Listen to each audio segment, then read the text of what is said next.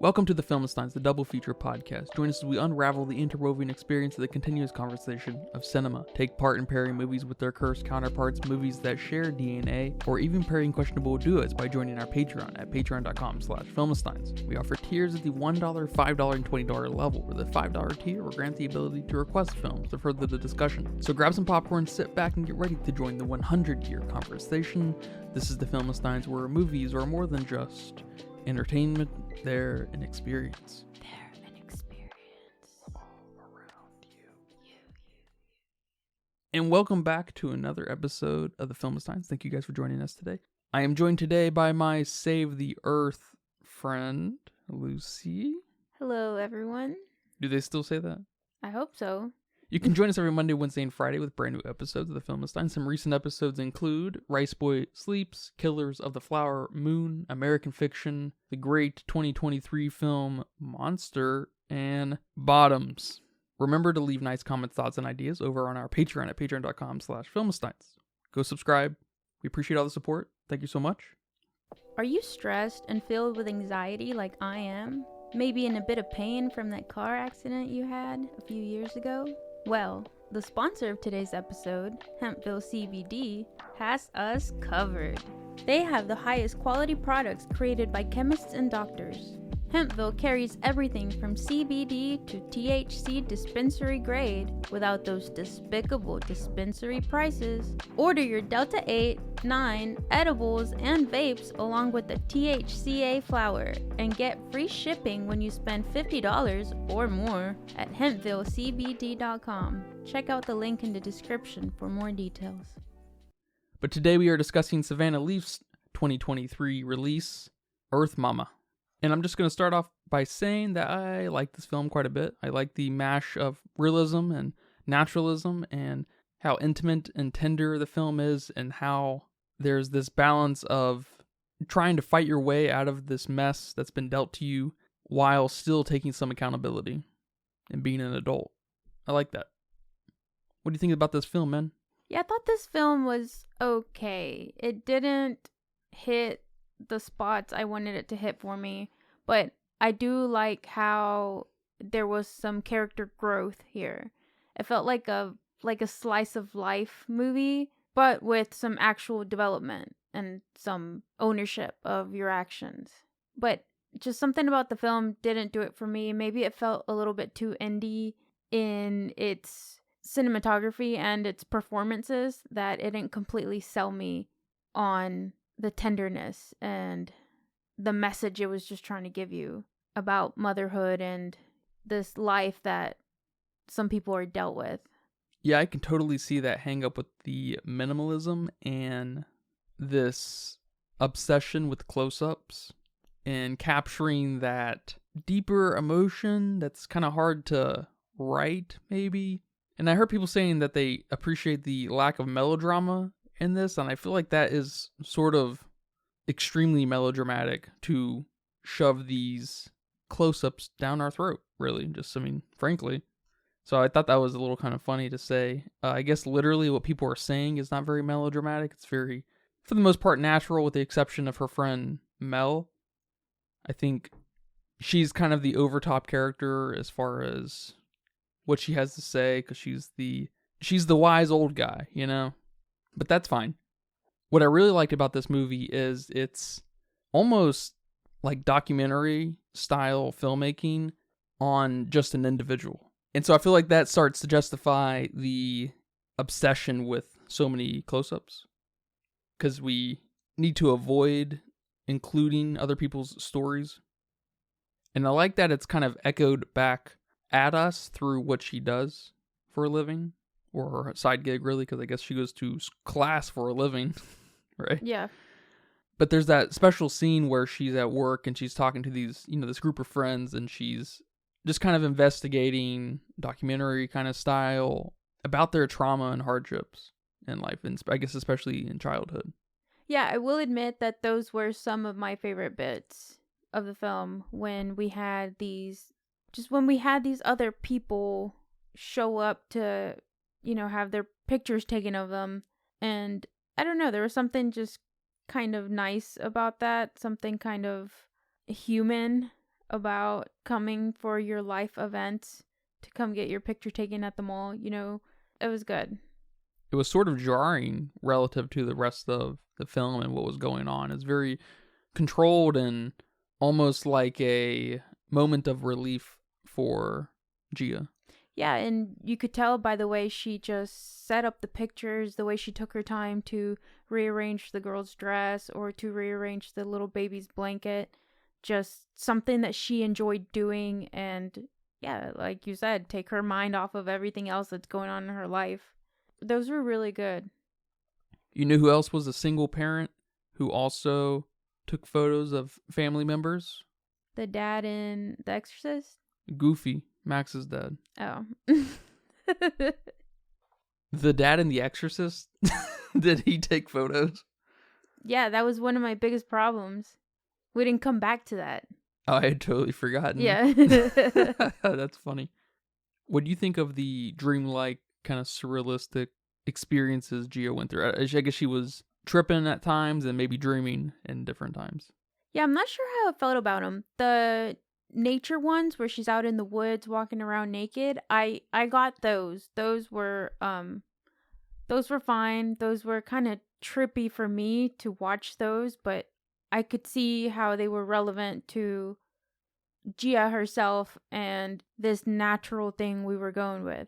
But the umbilical cord stump things that she was visioning, those were kind of weird for me. I don't know what was going on there. Yeah, I think they largely detracted the movie from the greater message because I guess for one, we didn't really set up the history of drug use all that much other than her going through meetings and stuff. But I guess that point is not really all that important. Maybe I'm still kind of thinking about that. But at the very least, I don't think they added to anything because we already had these moments of release and tranquility with her at work. And they kind of did land on, all right, she does some drugs, I think crack, based off the pipe. And she had this real big moment. And then she gave birth while high. Does that imply she was doing it the times before? I don't think so, but I don't know. Yeah, I'm not sure either. Because she says to Miss Carmen after she gives birth that she just made one mistake. But then again, if she is an addict, she's not very reliable on when it's been just that one time, that one mistake. So I don't know.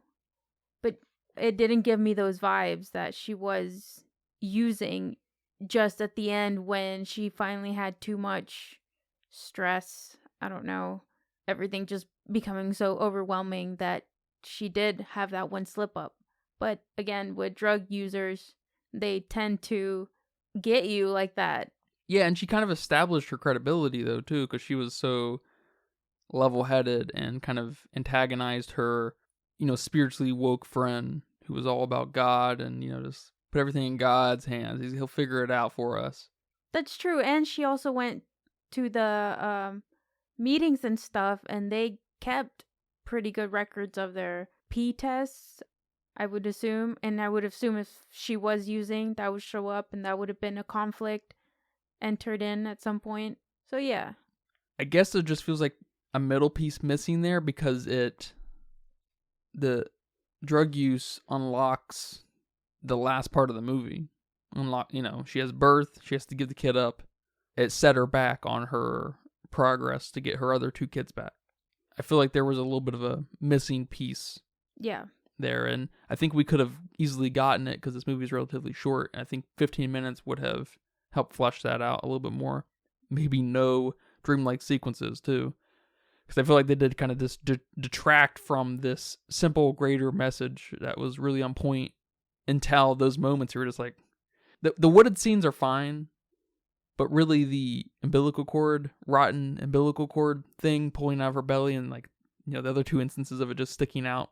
Okay, maybe it indicates this former neglect she had when she was little and stuff, but that's too artsy for me. It's a little too unimportant, right? We're not, I get the generational cycle is in play here, but that's not the point. The point is Gia's story. And we don't care about her mom. We don't care about her dad. We don't care about her baby's daddies. Right. Right? We care about Gia and her relationship with these kids and her getting them back. Right? Nothing else matters. So I think it gets a little lost in itself in those moments. And I don't know how we would have fit in the drug thing, that because you don't want to make us feel sorry for Gia, right? She's doing better, right? It's a process, right? Everyone has their mess ups and every process of, whatever, weight loss, whatever. So, I mean, one mess up doesn't make us hate Gia. So we can, I do have a hard time seeing how we flesh that out, I guess. But the element of its naturalistic storytelling and realism kind of alleviate the problem at the same time, because what we see of Gia is almost exclusively the fight to get her kids back. We don't see a lot of the in-between. Everything in every moment is something to do with her kids. So there's some good excuse there that I'm actually very okay with at the end of the day. I like this movie a lot. I don't love it. And I think like those close-ups and that minimalistic kind of thing and that really moody silence that we get a lot, which I do like, I do ultimately think it holds the movie back a little bit too. It kind of boxes itself in and doesn't let it become, at least in my mind, more than just its parts. It's because, like you said, it's a slice of life movie at the end of the day. So it has a hard time breaking away from these kind of more liberal approaches to it. Yeah, I can see that. To me, it just felt a little bit too slow. So maybe a little bit of pacing issues for me, and it was probably the silence. Yeah, and I'm for the silence being paired with an awesome moody score, and making me feel the way I'm supposed to feel. I'm all for being forced on my feelings, especially in these types of movies.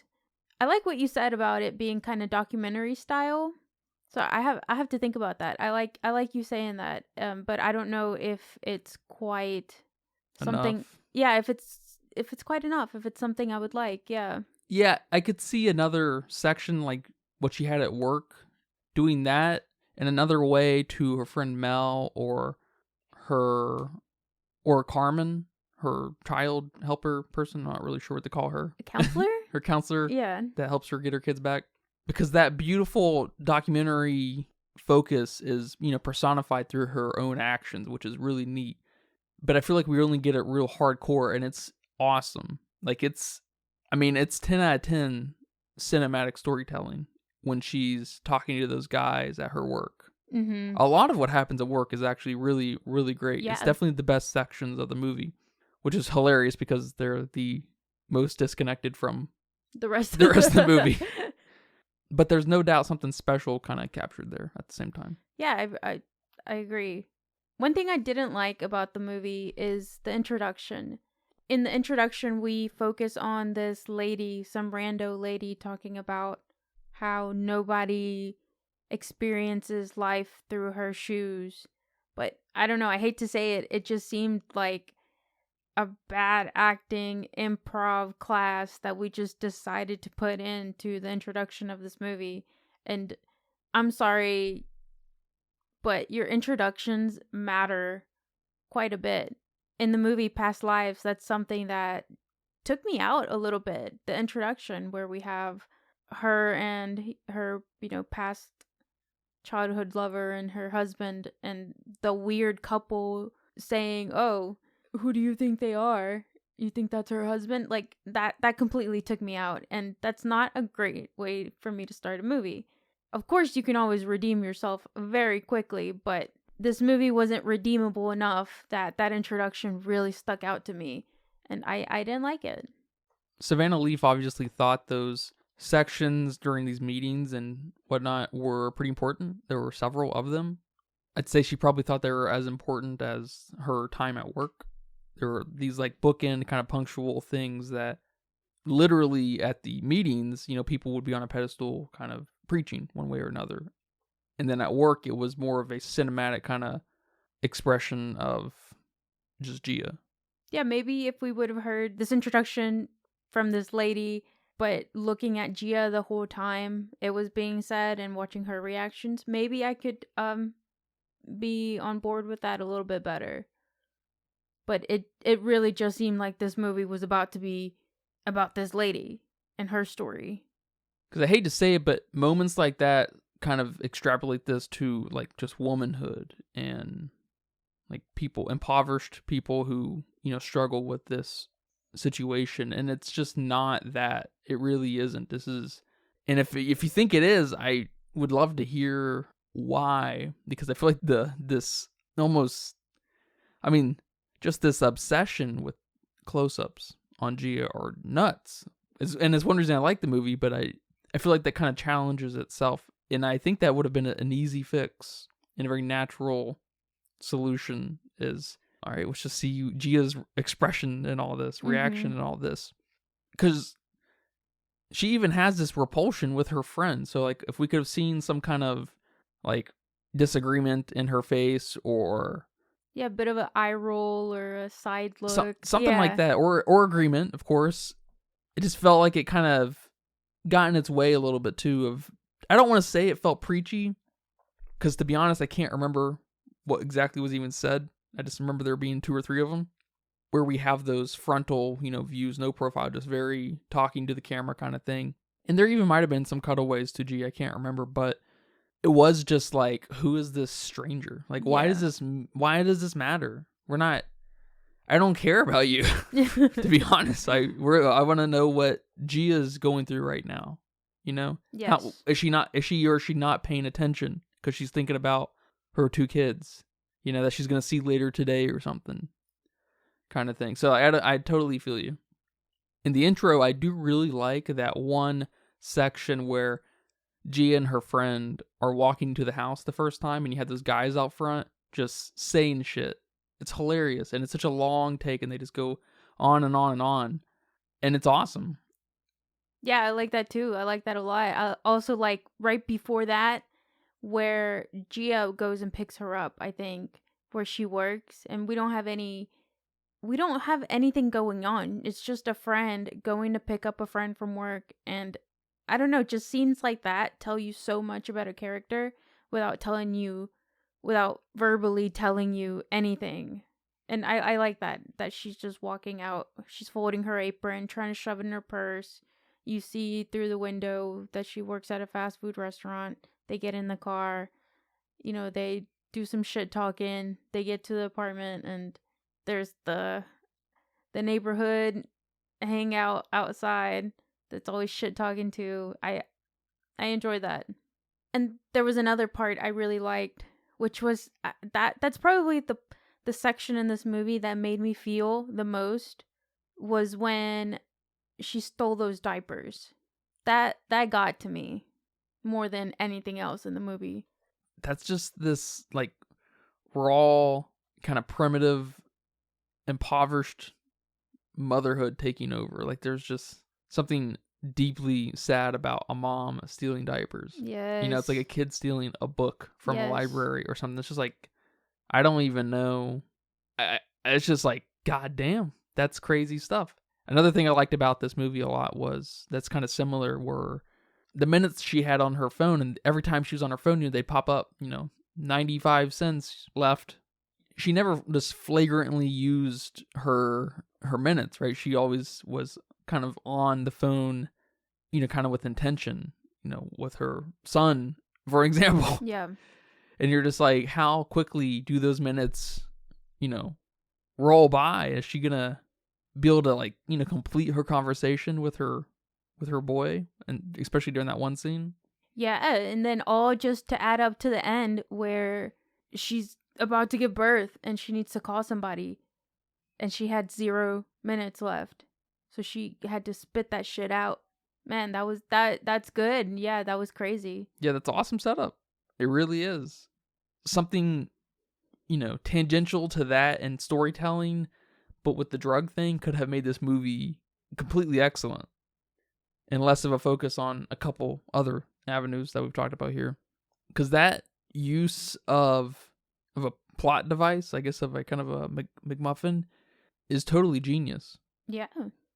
Yeah, this movie, I mean, This movie was good in a lot of ways, but it I don't know. It was not my type of movie. I'm not sure. There was a lot of just observing the character and what Gia was doing, much like that movie you like so much, The Florida Project. And I guess those aren't my type of movies because I did not enjoy that one either. But there's bits and pieces here and there that I really enjoyed. It's kind of funny to say that because the close-up kind of indicates you need to pay attention. This is an emotional moment. You're going to connect with the character kind of thing. But it just goes to show you that if you use it in a completely different way, it can give a different effect. And, however that's done through just shoving it down your throat, because that's what they do here, or by just simply making non-personal things all of a sudden feel personal, you start to confuse the audience in a funny way. Not that happens here, but they do kind of murder that traditional cinematic technique, I think. And so there might be something to that. Like in the Florida Project, we don't get close-ups. It's all just very watching these kids in their natural environment kind of thing. Just, you don't want to spook them type thing. National Geographic. Totally Nat Geo. And I think that movie's awesome because of it. In here, we capture something similar, but something that's much more like singular focused. Because these are not just close-ups, man. We are seeing her pores, Yeah. Even during the car scene where they're doing donuts in the parking lot or whatever, wherever they're at, it feels so claustrophobic, even though we know it's not that busy. Like we see there's a couple shots that, there's a lot of space. There's a little bit of a crowd around the cars, but we're so tightly on Gia that it feels a little claustrophobic. And so it definitely kind of is forcing its own style a little bit. And that's very cool, I think, but it's obviously not for everybody. How did you feel about the performances? I know these were, at least our main characters' debut film, and the director, right? It was her debut? Yep. Yeah, I think Gia was very good. She's very quiet. So she just needs to kind of have a strong presence, which I think she mostly does. Her friend is fun. The wild one, the religious one. And then Mel was a little bit weak, I think. Especially that walk along the river. I was like, man, this should be hitting a little harder. And I'm just getting the impression that Mel's cadence is a little off for me or something. I'm not sure exactly what that is. And then Carmen, of course, was very good. Yes. And I liked the other family a lot too. They were, just a happy, collective, affluent family that, wanted to adopt because they couldn't have their own again. And so they made you kind of feel good because they indicated this stop for this particular baby at the very least of this generational cycle. So there's something kind of, predatory in nature there as far as like emotions go. So they were fine, but solid across the board for the most part. Yeah. But yeah, man, thank you for watching that movie with me and talking about it here today. Yeah. Thank you for making me watch this. You're a little bit more cultured watching indie films. It's an A24 movie at the end of the day. So it's, I don't know. That's true. Are you that much more learned as far as film goes if you're watching A24 movies? I don't know. I mean, we're all seeing it. A24 is doing something. They really are, and I'm really enjoying what they're doing. I know people kind of have an issue with this insistence on a certain flavor of mood and color palette and stuff like that, but they remind me of a lot of like a modern day PlayStation where they want a specific image of what they make. You can't say that about a Sony, Pictures or a Paramount or whatever, or HBO even. I think HBO would be the next kind of in line for that, at least maybe the shows. But there's this identity within A24, which I really think is cool. And this, of course, fits that mold totally. It's kind of got a neon flavor. And yeah, I like A24 films, just not this one. Well, man, do you have a budget guess for me here today? Yeah, I'm giving this 1 million. 1 million is not a bad guess, truthfully. Very tight shots, right? That implies small sets. Yep, that's true. Not a lot of folks on screen. No. Right. And not a lot of different sets, We spend a lot of time in the apartment or the counselor's area or lady speaking. Yeah. Well, it says here that it was $2 to $5 million. I would guess it being on the lower side. I'm not sure. I hate the range. Just like that's. You can do a lot with 1 million. Especially when you're 2 to 5 million. Yes. 5 is more than twice 2. Like that's a big Yes. gap as far as range goes, you know? I'd say ranges can't exceed more than 10% from either direction. Well, over on Letterboxd it says, with 7.7 thousand people, not very many, Oof. they gave it a 3.7. I think that's a little high, especially since I'm giving it a 2. But that's also not a large population. Not a great sample, yeah. So all the people who loved it went over there and rated it. So yes. It's funny. Yeah, I'm leaning toward the 3, 2.5. I'm not exactly sure. It feels a little stronger than 2.5 because of its, kind of cinematic flair and, delivering and committing.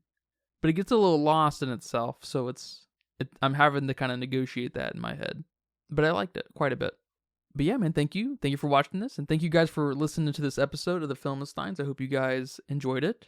Remember, we post every Monday, Wednesday, and Friday with brand new episodes over on patreon.com/Filmistines, Google Podcasts, Apple Podcasts, Spotify, Pandora, all the goods. Thank you guys so much for all your support. Remember to come by, subscribe for $1, $5. Leave nice comments, thoughts, and ideas. Come request a movie, please. A good one. Shrek. All right. The Godfather? I don't fucking know. Is that a good one? I don't know. But until next time, take care. Bye-bye. Bye-bye.